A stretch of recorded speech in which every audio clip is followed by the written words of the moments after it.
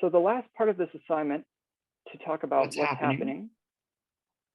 is you're going to be making 3 different iterations where it's going to start off with things like implied shapes,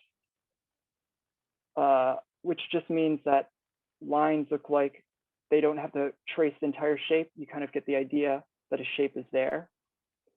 Conventional abstraction means that you're most likely just going to be rotating things. Tracking is as simple as putting the image smaller and smaller each time you paste it and giving it a little pathway to go. That is one way to create tracking. If you wanted to be really clever, I'm sure there's a way to do it with the blend mode. But another thing to continue to further emphasize tracking is to take everything that you make, copy it over to the next slide so that you can change the value and even further emphasize the growing or the way that something looks further away. So when I hit direct selection, I can choose various grays to convey that it's getting further away. Another description of things that look grayer as they go far away is atmospheric.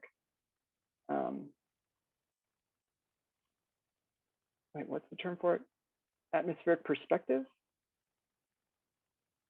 It just basically means that there's less contrast, whatever's in the foreground compared to the background.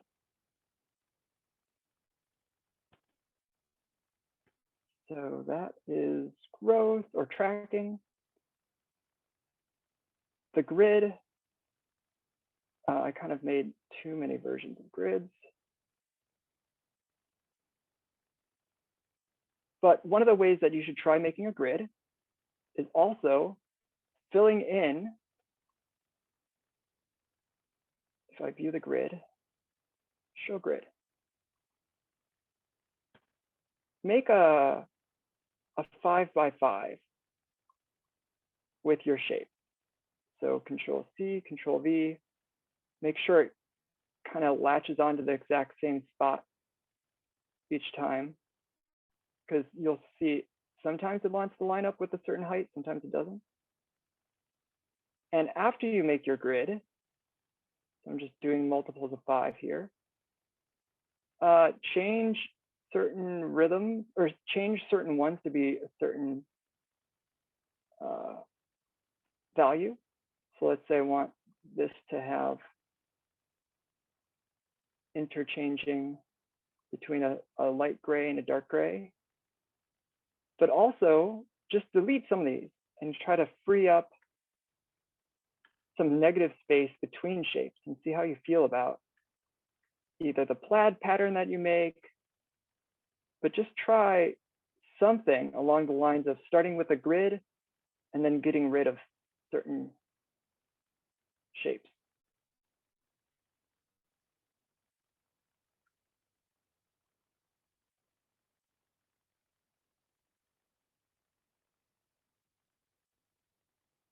All right, so if I liked what I made here, I'll copy, maybe even group,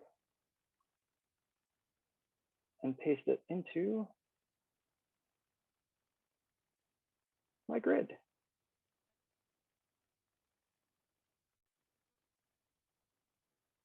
Whoa, I must not have selected everything because things are getting way cut off.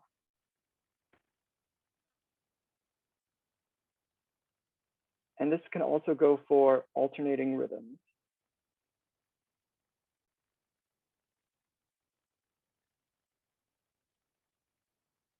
Oops. I feel like this landed sloppily. I'll get rid of that for now. In my versions, I also tried different things in which I'm overlapping them. So these are overlapped one over another, but also making a checkerboard.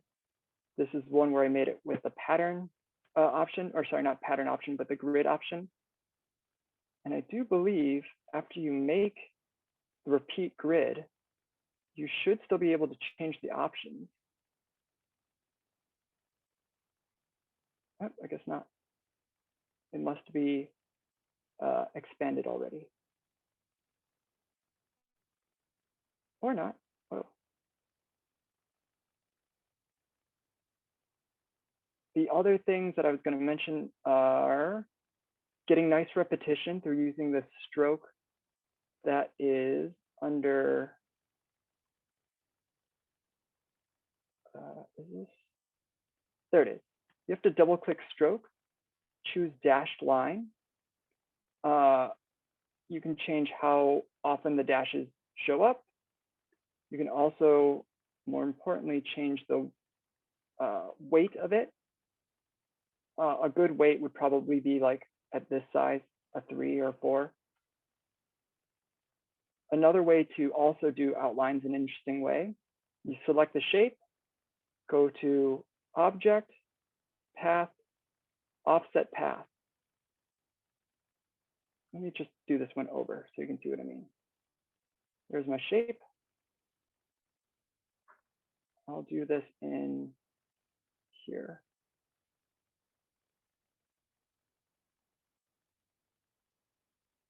Move my menus out of the way so I can get to my layers.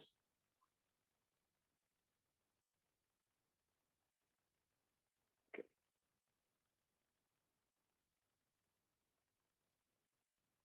I'm on my layer. I'm going to make it big, holding Shift.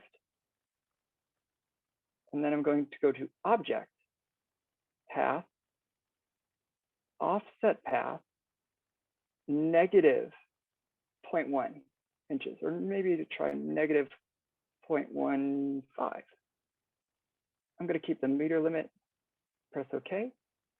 That's going to give me what looks like a stroke, but it's actually a shape.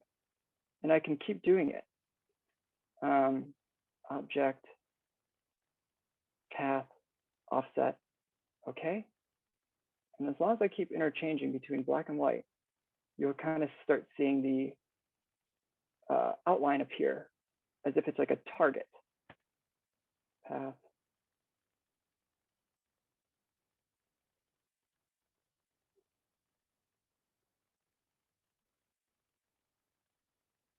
So the reason I'm doing this so many times is because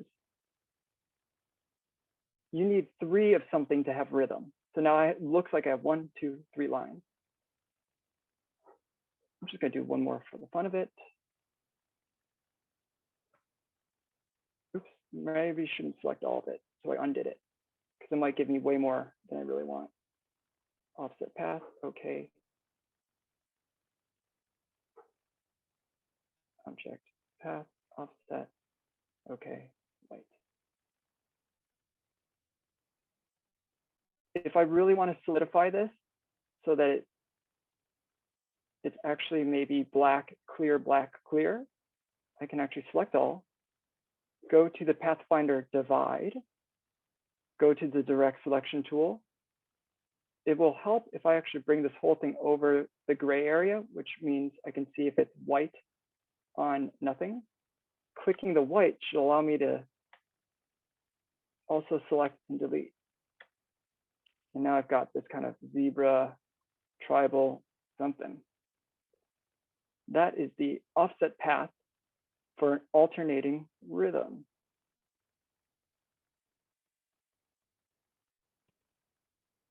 And that goes in that box. Oh, the other things that I did in this instance was, this is a fun one. All I'm doing is Control C, Control V, specifically edit paste in front. I'm going to hold Shift and Alt. And when I shrink it, it's going to shrink from the center point. So I'm going to make a bigger one that looks like it goes wider. And that just means everything's proportional to the center of when I'm increasing the size. And then I can just choose all of that I made and decide if I want to make it, oops, I'm choosing the center point. I just want to be choosing the outer point. I can choose how that looks, whether it looks like it gets lighter as it goes towards the edges, or maybe I can make it look like it's getting darker as it gets towards the edges. So that also creates a sense of alternating rhythm. And by alternating rhythm, I was really meaning the marching ants, really large marching ants. And then the third column is when you do some kind of advanced transformation. So I'd consider this not super advanced, but you are advancing your composition further.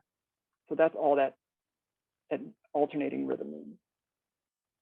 So now you should be able to try things like make patterns, drag your patterns over to your swatches. When a new swatch is made, you can do things like, I'll zoom in.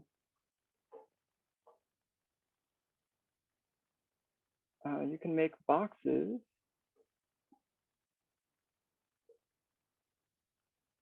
Oops, I'm not on my layer. Oh, I couldn't see it, and that's why it didn't let me. And each time I click new swatch pattern, it should fill. Oops, I don't know if you can see, but it only filled the stroke. But actually, that's what I wanted. So now I'm going to go to stroke. Oh, it's so low. Bring you up. And I'm going to make the weight 4. Now I'm going to make the weight 30. Maybe less, 20. So each time I'm doing a square, I'm getting a stroke. And the reason why I'm doing this also diagonally is because I want to reinforce one of the compositional elements, which is to have a diagonal composition. So that is what I'm making here. It's a diagonal composition along this invisible line, but I also made that invisible line visible. Zoom in so you can see it. So this is to help remind you that you can always put things along axis points for emphasizing a certain composition.